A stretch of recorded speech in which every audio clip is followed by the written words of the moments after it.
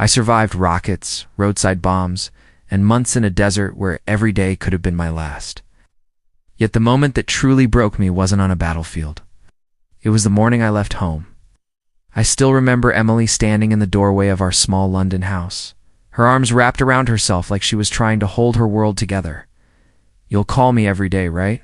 she asked softly. I forced a smile and touched her cheek. "Every chance I get," I said. She tried to smile back, but tears slipped down her face anyway. "I hate this," she whispered. I pulled her into a hug and said, "It's only 6 months, Em. I'll be back before you know it." She clung to me for a moment longer, then stepped back slowly. "Just come home safe," she said. I nodded, believing those words were the hardest part of the day.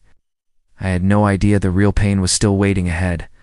A horn sounded outside. "That'll be Liam," I said. Emily wiped her eyes and glanced toward the window. "Of course he's early," she muttered weakly. When we stepped outside, Liam Carter leaned against his car with that familiar grin. "At you two," he said, raising an eyebrow. "Anyone would think Daniel's marching off to war." I laughed and tossed my bag into the back seat. "Very funny," I replied. Emily tried to smile again. Liam walked over and gave her a quick, friendly hug. "Don't worry," he told her. "I'll keep this idiot's house from falling apart while he's gone." I chuckled. "That's exactly why I asked you." Emily looked between us. "You don't have to do that," she said quietly. Liam shrugged. "Hey, what are best friends for?" I clapped him on the shoulder. "See? Told you he'd help."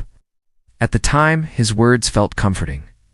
Liam had been my closest friend since childhood. If anyone could be trusted, it was him. The drive to the base was strangely calm. Liam talked most of the way while I stared out the window, watching London slowly fade behind us.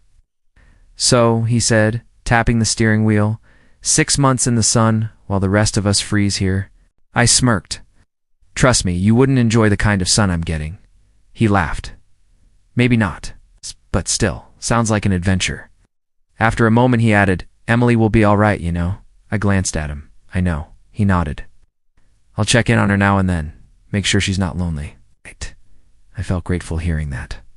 "Thanks, mate," I said sincerely. "It means a lot."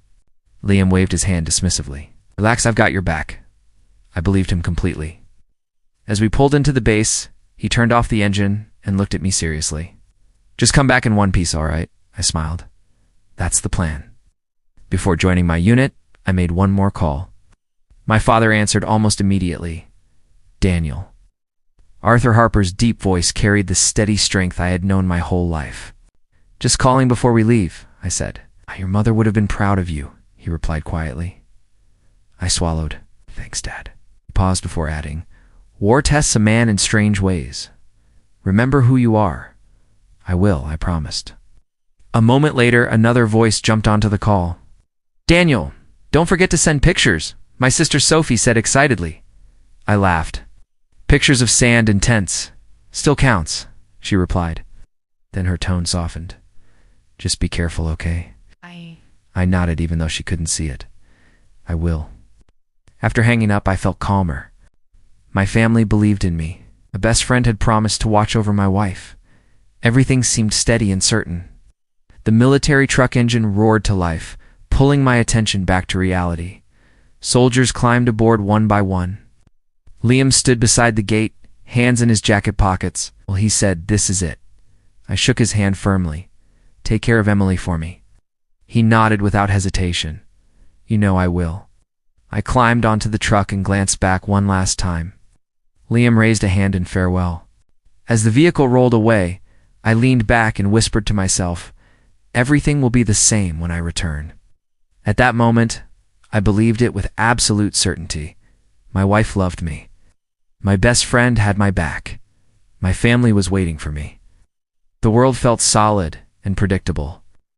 I had survived every danger the military could throw at me before, and I believed I would survive this deployment too. What I didn't realize was that the real danger wasn't waiting in the desert. It was waiting quietly inside the life I had left behind. The desert teaches you quickly that survival isn't guaranteed. The first morning in camp, Sergeant Oliver Grant walked along the line of us like a man measuring coffins. "Listen carefully," he said, stopping in front of me. "Trust keeps you alive out here. Not luck, not bravery. Trust." I nodded. Yes, Sergeant. Looked around at all of us. You watch each other's backs, you speak clearly, and you don't assume anything. The moment you stop trusting your team, you're already dead. After he moved on, the soldier beside me muttered, "Friendly welcome." I shrugged. At least he's honest. The truth was simple. Every patrol felt like a gamble with fate. Dust filled the air, engines rattled, radios crackled with half-heard warnings. Every step outside the base carried the quiet question in my head, will today be the day I don't come back? Most nights ended with exhausted silence. Soldiers cleaned gear, checked weapons, and tried to pretend tomorrow would be normal. One night I sat outside the medical tent when a calm voice spoke behind me. "You look like someone who hasn't slept in days." I turned and saw Maya Khan, adjusting the sleeves of her medic jacket. "Maybe I haven't," I replied. She sat beside me with a tired smile. "Name?" she asked. "Daniel Harper." She nodded. "Maya Khan." I chuckled quietly. "You're the one everyone talks about." She raised an eyebrow. "And what exactly are they saying?" "That you're the reason half this camp is still alive." She laughed softly. "I try." We sat in silence for a moment before she asked, "So, Daniel, what keeps you going?" I pulled my phone from my pocket and opened the photo of Emily smiling in our living room. "Her," I said. Maya leaned closer to look. "Your wife?" "Yeah." She studied the picture for a second. "She must be proud." I smiled faintly. "She worries more than she's proud." Whenever the signal allowed it, I called Emily. The first time the video connected, she gasped with relief. "Daniel, I was starting to think the internet here hated soldiers." I laughed. "It probably does." She leaned closer to the camera. "Are you all right? Still breathing?" I said. "That counts as success here?" "Duh." She tried to smile. "The house feels quiet without you." "Good quiet or bad quiet?" I asked. "Lonely quiet," she admitted. I wished I could reach through the screen and hold her. "It's only a few months," I said. "I'll be back before you know it." She nodded slowly. "Promise?" "Promise." Our calls often ended with her saying, "Be careful," and me replying, "Always." Those small conversations became the highlight of my days. Weeks passed and the routine hardened around us. Patrol, report, sleep, repeat. One evening, Maya dropped beside me again with 2 metal cups of coffee. "Peace offering," she said. I accepted the cup gratefully. "You're saving my life tonight." She smirked. "Add it to my medical record." After a sip, she asked, "Did you talk to your wife today?" "Yeah," and she asked. I hesitated. Shorter call than usual. Maya studied my face. "Something wrong?" I shook my head. "Probably just busy." The truth was harder to explain. Emily had sounded distracted, like her thoughts were somewhere else. Before the call ended, she said quickly, "Liam helped fix the kitchen sink today." I smiled at the memory of my friend. "Of course he did," I replied. "That man thinks he's a professional handyman." She laughed weakly. "He's just helping out while you're gone." "Good," I said. I asked him to. At the time, it felt reassuring knowing someone I trusted was nearby. Another call came a few days later. The video flickered, and Emily appeared in the living room again. "Hey," she said quickly. "Hey yourself," I replied. "Everything okay?" She nodded. "Just tired." I noticed movement behind her for a second before the camera shifted. "Who was that?" I asked casually. "Oh," she said, brushing her hair back. "Liam stopped by to check the heating." A voice called from somewhere off camera. "Tell him I'm doing heroic work here." I laughed. "I heard that." Liam's voice answered, "Stay alive over there, mate." "Trying my best," I said. Emily gave a small smile, but something about it felt forced. "I'll call you tomorrow," she said quickly. "Of course," I replied. "Gosh." The screen went dark. Later that night, Maya sat beside me again. "You're thinking too loudly," she said. I sighed. "Is that obvious?" "Very." She nudged my shoulder. "Talk." I stared at the desert horizon. Ever feel like something's changing back home, but you can't see it clearly? Maya nodded slowly. Distance does that. War freezes you in one place while everyone else keeps moving. I rubbed my hands together. "Maybe I'm imagining things." She shrugged gently. "Maybe? Or maybe you're just afraid to ask the right questions." I laughed quietly. "You sound like a therapist." "Occupational hazard," she replied.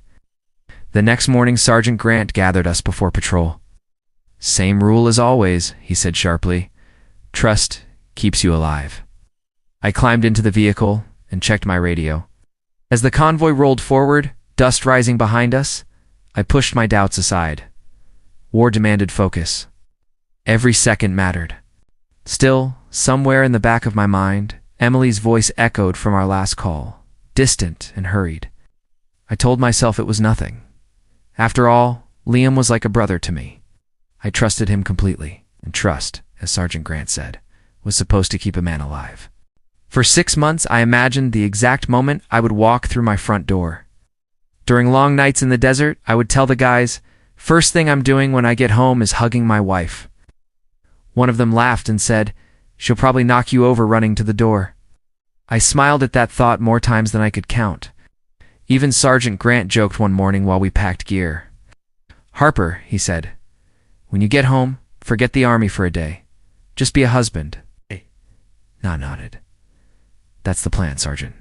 Maya overheard us and added quietly, just remember, life back home keeps moving while you're gone. I shrugged and said, Emily and I are solid.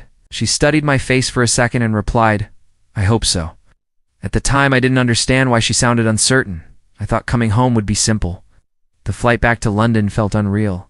One soldier beside me asked, you nervous? I shook my head. No, just excited. He grinned. Same. My mom's already planning dinner. I laughed softly. My wife will probably be waiting at the door. I kept picturing Emily smiling the way she did the day I left. When the plane landed, my heart started racing like I was heading into battle again. I grabbed my bag and called her from the airport. The phone rang twice before she answered. Hello? She said, guess where I am, I replied. There was a pause. Daniel, she asked slowly. Yeah, I said with a grin. Surprise. Her voice sounded strange. You? You're already back? Earlier than expected, I said. I'm on my way home now. Another pause followed. Okay, she finally said. I'll see you soon. The call ended quickly. I told myself she was just shocked. The taxi dropped me at the end of our street. As I walked toward the house, the quiet felt different from how I remembered it. Still, I smiled and whispered, home. I unlocked the front door and stepped inside. Immediately something felt wrong. The living room looked different. New furniture sat where the old sofa used to be. The walls had fresh decorations I had never seen before. I frowned and muttered to myself. Since when did we redecorate? I set my bag down and called out, Emily. My voice echoed slightly in the hallway.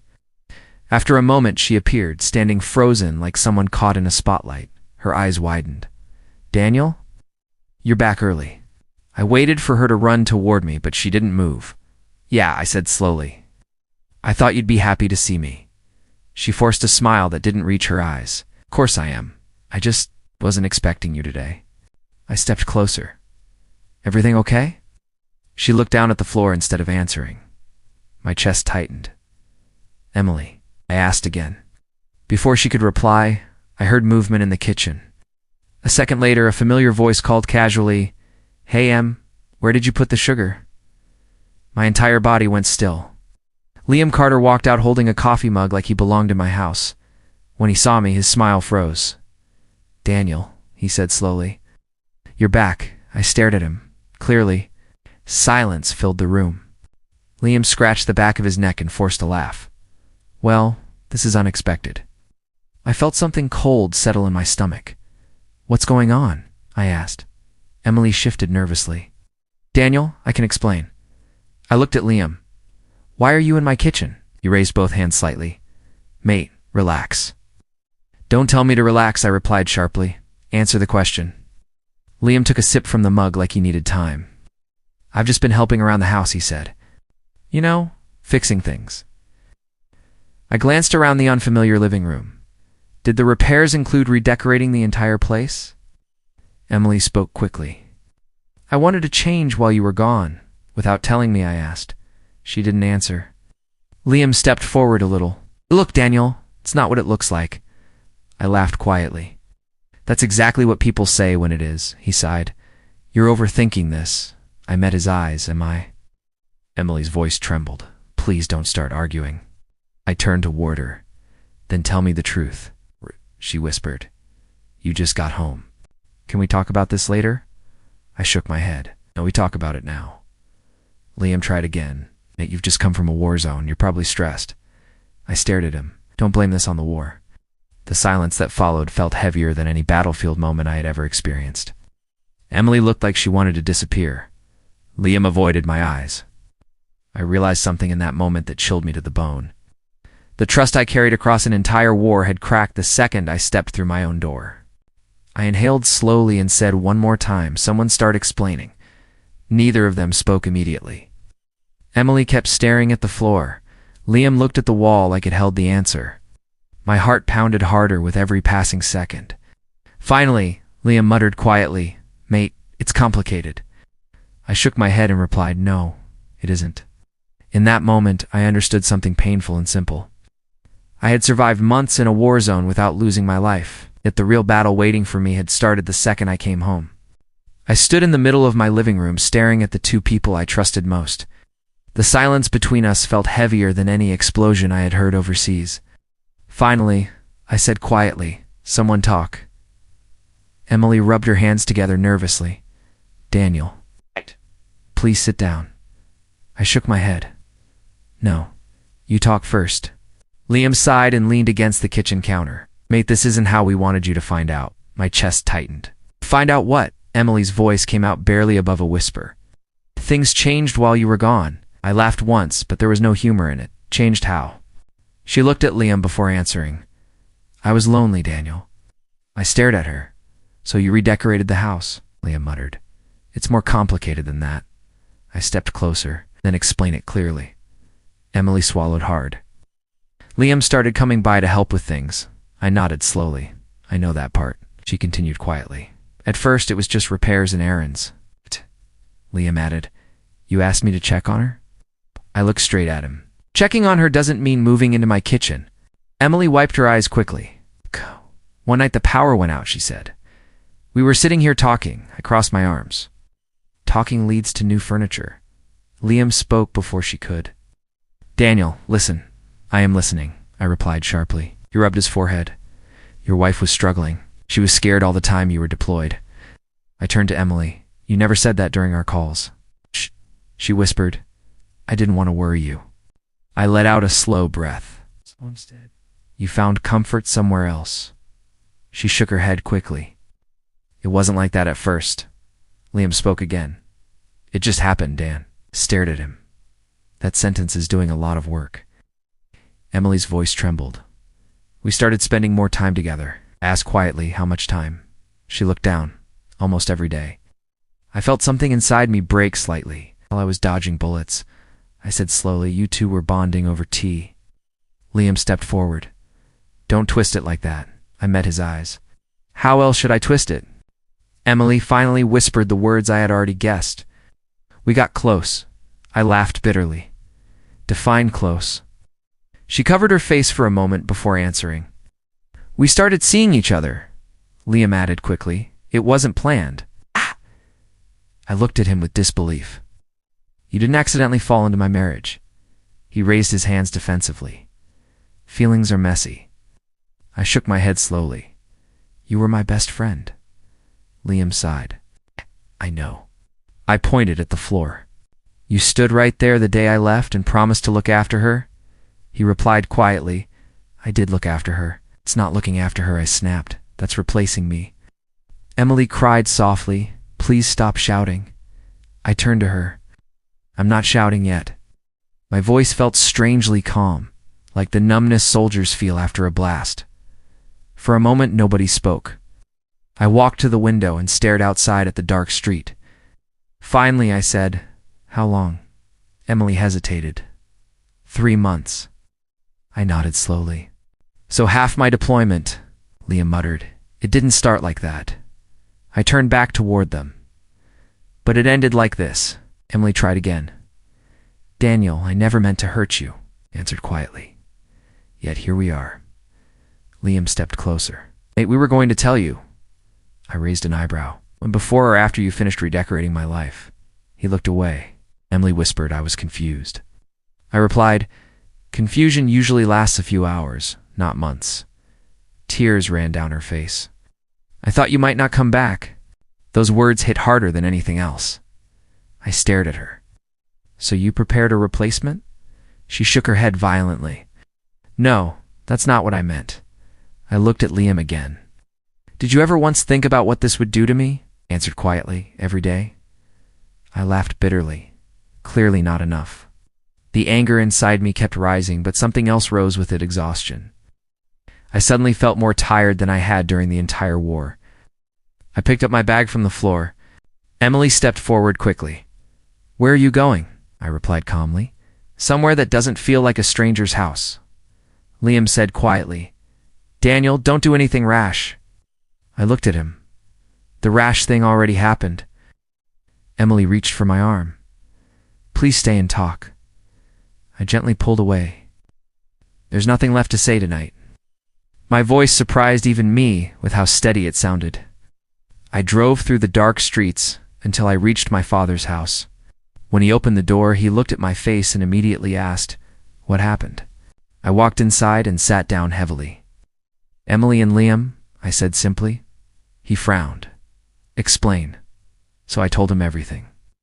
He listened without interrupting, his expression calm but serious. When I finally finished, the room went silent.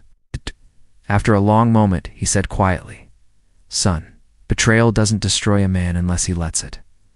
I looked up at him. It feels like everything just collapsed. He nodded slowly. "It feels that way now." I rubbed my hands together. I want to hate them. My father placed a firm hand on my shoulder. "Hate is easy. Choosing what kind of man you become after this, that's the real battle." I sat there thinking about his words, realizing he was right. The war overseas had ended for me, but another war had just begun inside my own life. For weeks after that night, anger followed me everywhere. I would wake up and immediately hear Liam's voice in my head saying, "It just happened, mate." Every memory with him started to feel poisoned. One afternoon, my sister Sophie sat across from me at my father's kitchen table, watching me stare into a cup of cold coffee. "You're too quiet," she said. I shrugged, just thinking. She leaned forward. "Thinking about them?" I didn't answer. Sophie slammed her palm lightly on the table. "Daniel, you can't just sit here pretending this is fine." I looked at her calmly. "What exactly do you want me to do?" Her eyes sharpened. "Expose them." I raised an eyebrow. "Expose them how?" She folded her arms. "Tell everyone. Let people see what kind of friend Liam really is." I sighed. "That won't change anything." Sophie shook her head. "It'll make them face consequences." I rubbed my temples. "Or it'll just keep me stuck in the same mess." She stared at me for a long moment. "You're still defending him," she said quietly. "No," I replied. "I'm just tired." Sophie softened slightly. "He betrayed you, Daniel." I nodded slowly. "I know," she continued, "and Emily chose him." I looked down at the table. "I know that too." Sophie pushed back her chair, then fight back. I finally met her eyes. "What if I don't want to spend my life fighting?" She hesitated before answering. "'Cause they deserve it." And I thought about that word, deserve. Revenge sounded powerful when people talked about it, but inside my chest it felt heavy and exhausting. I said quietly, "Maybe they deserve it, but that doesn't mean I need to deliver it." A few days later, my phone rang late at night. When I answered, a familiar voice said, "Daniel." I smiled faintly. "Maya." She sounded relieved. "I've been meaning to call you for weeks." Leaned against the balcony railing outside my flat. "How's the desert?" She laughed softly. "Still hot, still dusty." "Now tell me what's going on." I hesitated before speaking. "Emily and Liam." Maya went silent for a second. "That doesn't sound good." I told her everything. She listened without interrupting until I finished. Finally, she asked quietly, "And what do you want to do?" I exhaled slowly. "Part of me wants revenge." She asked, "What would that look like?" I shrugged, even though she couldn't see me. "Ruining Liam's reputation. Making Emily regret everything?" Maya paused before replying. "You survived a war, Daniel." I nodded. "Barely." Her voice became gentle. "Don't let bitterness become another battlefield." I stared at the streetlights below. "So what do you suggest?" She answered simply, "Choose peace." The word peace sounded strange after everything that had happened. Walking away feels like losing, I admitted. Maya replied calmly. Sometimes walking away is the only real victory. I thought about her words long after the call ended. 2 days later, I went to a lawyer's office. The woman across the desk asked, "Are you certain you want to proceed with divorce?" I answered quietly, "Yes." She nodded and slid paperwork toward me. As I signed my name, I felt something strange, not relief, not anger, just clarity. When I stepped outside, my phone buzzed with a message from Liam. "We need to talk." I almost ignored it, but eventually I replied, "One time."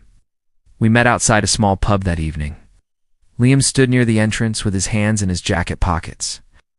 When he saw me approach, he said softly, "Thanks for coming." I stopped a few steps away. "Say what you need to say." He looked uncomfortable, mate. Things got complicated. I laughed quietly. That word again. Liam sighed. "I never meant for this to destroy our friendship." I crossed my arms. Yet here we are. He stepped closer. Throwing away years of friendship over one mistake. I looked directly into his eyes. "No." He frowned. "Then what are you doing?" I answered calmly. "You threw it away the moment you stepped into my house." For a moment, Liam didn't know what to say. Finally, he muttered, "I thought you'd understand eventually." I shook my head slowly. "I do understand." He looked surprised. "You do?" I nodded once. "I understand exactly who you are now." The silence between us stretched uncomfortably. Liam eventually said, "So that's it?" I replied, "Yes." He rubbed his face in frustration. "You're just walking away?" I turned toward the street. "That's the plan." Behind me, he called out, "Daniel, wait." I stopped but didn't turn around. "What?" His voice sounded smaller now. "I'm still your friend," I answered quietly. "Not anymore." I walked away without looking back. The night air felt strangely calm. For weeks I had imagined revenge as the only way to heal. But as I walked down that street, leaving Liam standing behind me, I realized something important. Revenge would have chained me to them forever. Walking away set me free. And for the first time since coming home, I felt like I had finally chosen my own future. Months passed, and life slowly started finding a rhythm again. One evening, my father and I sat in his living room watching the news. He glanced at me and said, "You look calmer these days." I shrugged slightly. "I'm trying," he nodded approvingly. "Work helping?" "Yeah," I replied. "Keeping busy makes things easier." He leaned back in his chair. "And Emily?" I answered honestly. "I haven't spoken to her since the divorce papers." He studied my face for a moment. "Do you want to?" I shook my head. "No." My father gave a small smile. "Good. Some doors close for a reason." A moment later, Sophie walked in, holding her phone. "You two are talking about Emily again, aren't you?" she asked. I laughed quietly. "Not really." She waved the phone. "Well, everyone else is." I frowned. "What do you mean?" Sophie shrugged. "Rumors," I sighed. "About what?" She leaned against the doorway. "About Liam and Emily, arguing all the time." My father raised an eyebrow. "Already?" Sophie nodded. "Apparently things aren't going well." I didn't respond immediately. Sophie watched my reaction carefully. "Does that make you happy?" she asked. I thought for a moment before answering. "Not really." She crossed her arms. "You're too kind." I shook my head. "No, I'm just tired of caring." My father chuckled softly. "That's progress." Sophie sat down beside me. "Still, it sounds messy." I asked calmly, "What kind of messy?" She scrolled through her phone. "Money problems, mostly." My father frowned slightly. "Liam always seemed confident about his business." Sophie shrugged. "Confidence doesn't mean success." I stood up and stretched. "Either way, it's not my problem anymore." Sophie gave me a long look before saying, "Fair enough."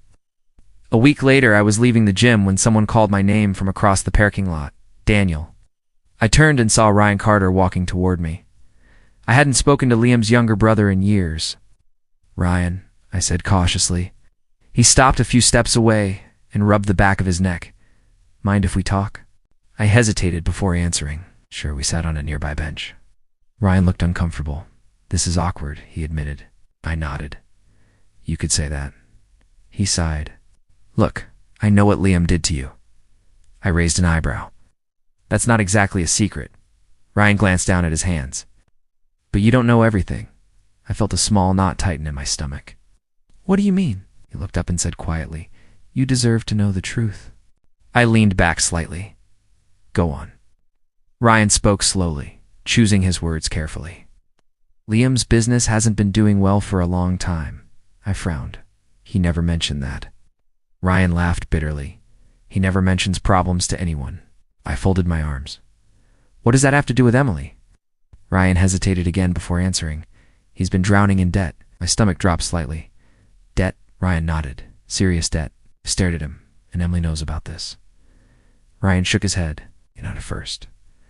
I asked quietly, So how did he manage it? Ryan looked uncomfortable. He used her savings. I sat upright. What? Ryan spoke carefully.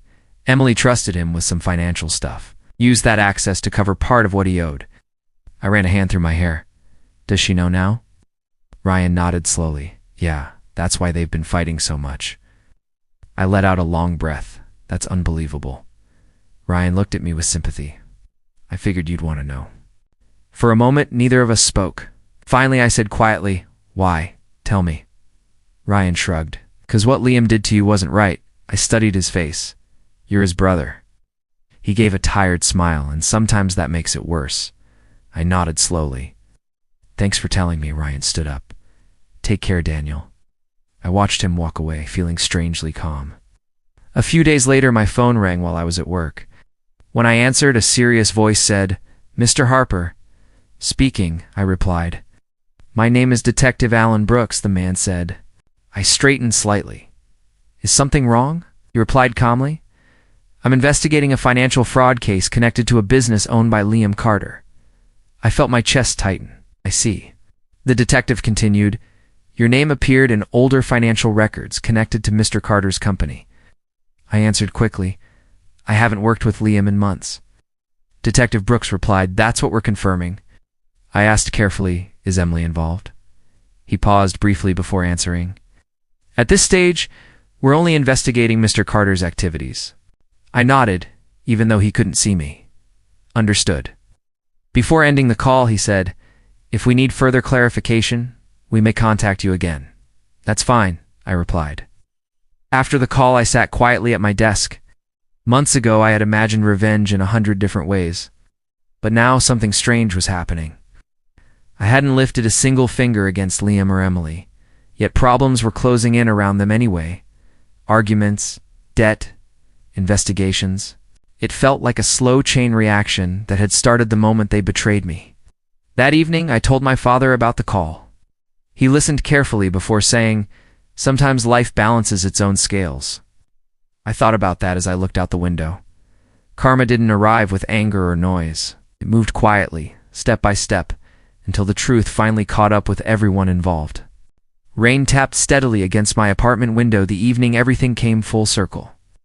I was halfway through making tea when a knock sounded at the door. I frowned and called out, Coming! When I opened it, Emily stood there soaked from the rain, her hair clinging to her face and her eyes red with exhaustion. For a moment, neither of us spoke. Finally, she whispered, Daniel, please talk to me. I stared at her, surprised by how different she looked. What are you doing here? I asked quietly. She hugged her arms around herself. I didn't know where else to go. I hesitated before stepping aside. Come in. Walked inside slowly, glancing around the apartment like she was entering someone else's life. I closed the door and said, You have 5 minutes. She nodded quickly. It's fair. I gestured toward the couch. Sit. She sat down but didn't look at me. I stayed standing across the room. After a long silence, I asked, What happened? Emily wiped rain from her face with shaky hands. Everything fell apart. I folded my arms. Start at the beginning, she inhaled slowly.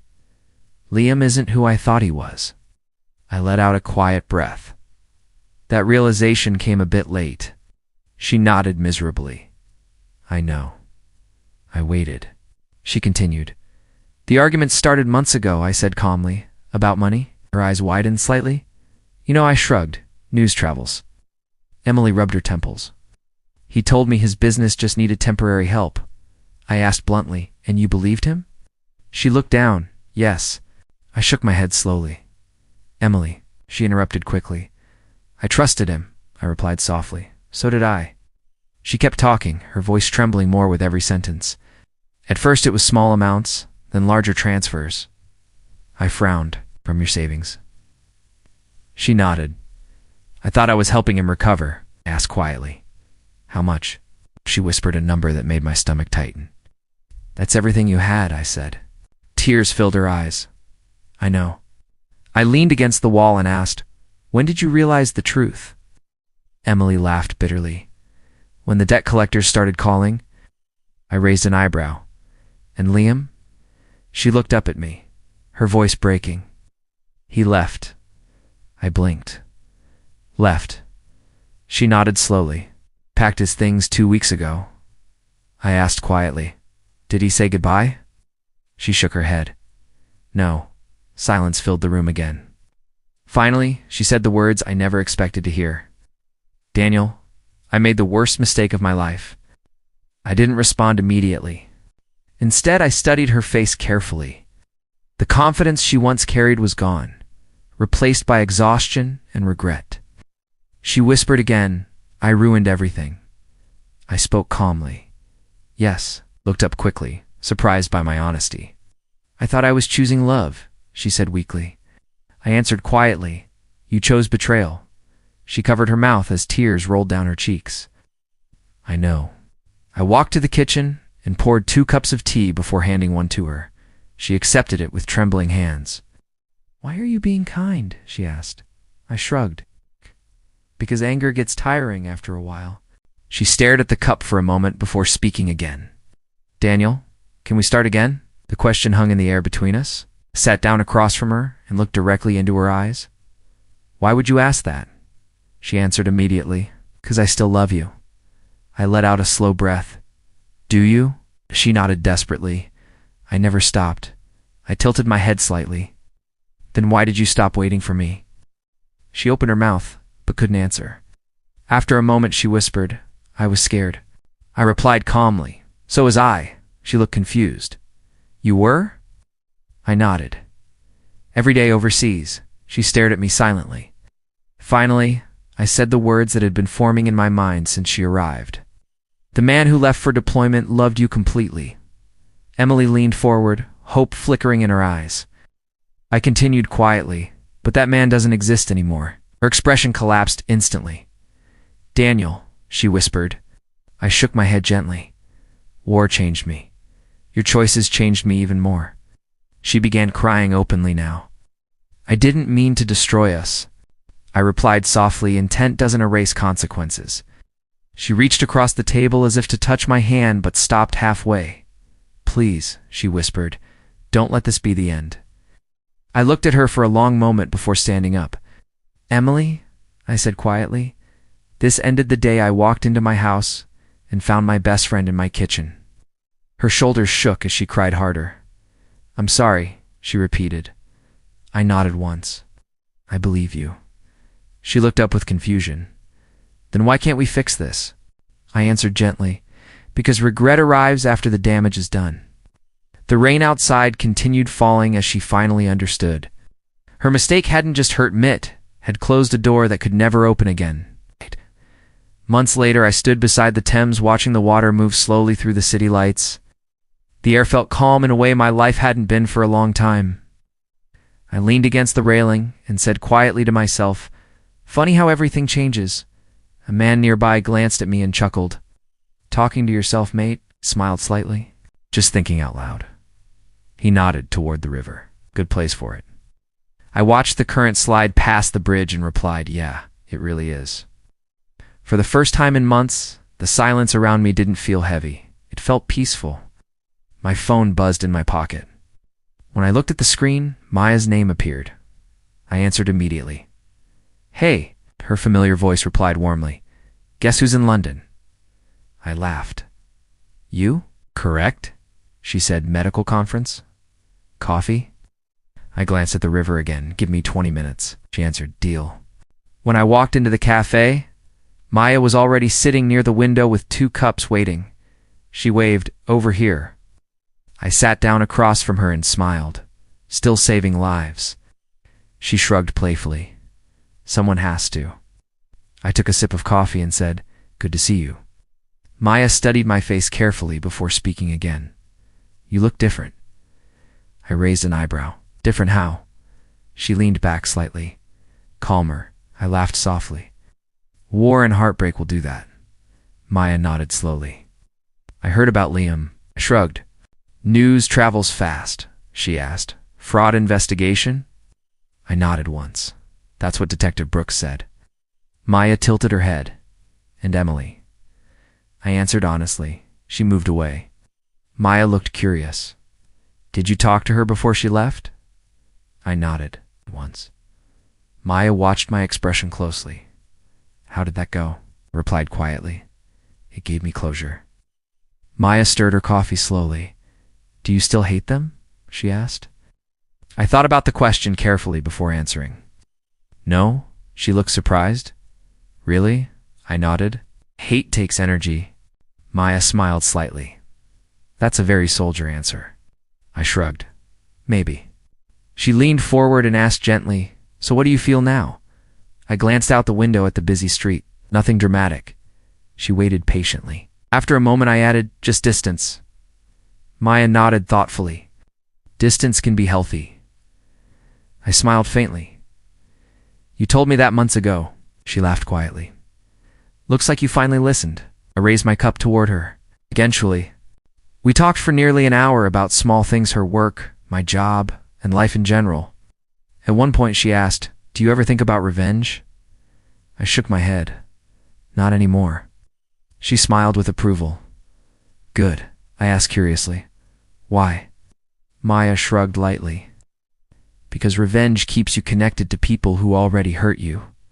I leaned back in my chair. "I learned that the hard way." She studied me again and said softly, "You survived more than just a war." I nodded slowly. "Yeah." She raised her cup. "To survival?" I clinked my cup gently against hers. "To survival." Later that evening, we walked along the river together. The lights from the buildings reflected across the water like broken stars. Maya looked around and said, "London feels very different from the desert." I laughed. "Less sand." She nudged my shoulder. I meant the atmosphere. I nodded. "I know." After a moment, she asked quietly, "Do you regret anything?" I thought about that question while watching a boat pass beneath the bridge. Finally, I answered honestly, "I regret trusting the wrong people." Maya nodded with understanding. "That happens," I added calmly. "But I don't regret walking away." She smiled. That part took strength. We stopped near the railing where I had been standing earlier. Maya looked at the water and asked, "So what now?" Shrugged. "Now I live." She laughed softly. "That sounds simple." I smiled. Simple is underrated. Maya glanced at me again and said, "You really are different." I replied quietly, "Maybe I finally understand something." She tilted her head. "What's that?" I looked out across the flowing river and answered, "Sometimes the greatest victory isn't revenge." Maya waited for the rest. I continued slowly, "It's surviving betrayal and building something better afterward." She nodded in agreement. "That sounds like peace." I watched the current move steadily through the city and replied, "It is." The strange thing was that I finally believed it. I had lost a marriage and a friendship, but I had gained something far more valuable: clarity about who I was and what kind of life I wanted to live. The past no longer felt like a chain pulling me backward. It felt like a lesson that had already done its job. As the river continued flowing beneath the city lights, I realized I wasn't standing at the end of my story. I was standing at the beginning of the life I had chosen.